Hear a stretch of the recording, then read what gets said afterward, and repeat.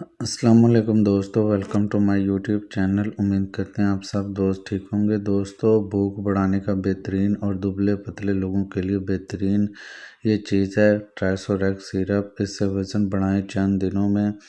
और वो लोग जिनके बालों का गिरना, जिस्मानी कमज़ोरी, चेहरे का पीलापन, चेहरा गुलाबी, सेहत और ताकत और तवानाई से भरपूर ये सिरप है।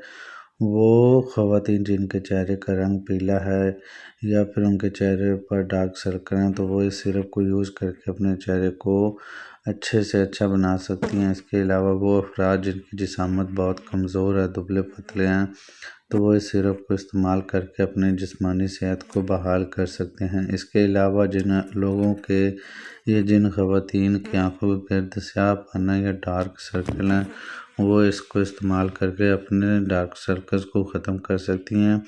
और जिनके मैदे का मसला है या फिर उन्हें भूख नहीं लगती या खाना डाइजेस्ट नहीं होता, तो उनके लिए ट्राइसोरेक्स सिरप बहुत ज़्यादा कारआमद और इफ़ेक्टिव है।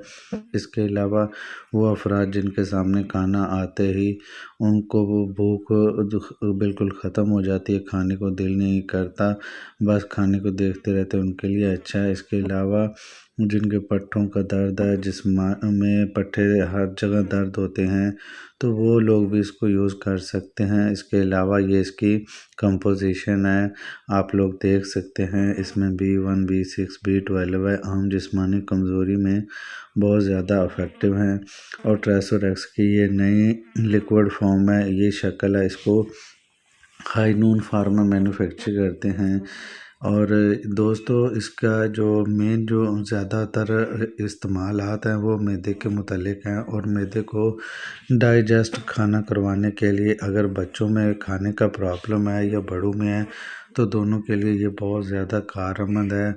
तो बच्चे इसको इस्तेमाल कर सकते हैं, बड़े भी कर सकते हैं। और वो लोग जिनके सीने पर जलन होती है खाने के बाद, वो लोग भी इस सिरप को यूज़ करके अपने मैदे की जलन और भूख को बढ़ा सकते हैं। इसके साइड इफ़ेक्ट्स की बात करें तो सर में दर्द हो सकता है। इसके अलावा व्यूअर्स, और भी बहुत सारे कॉमन मसाइल हैं सर दर्द के अलावा।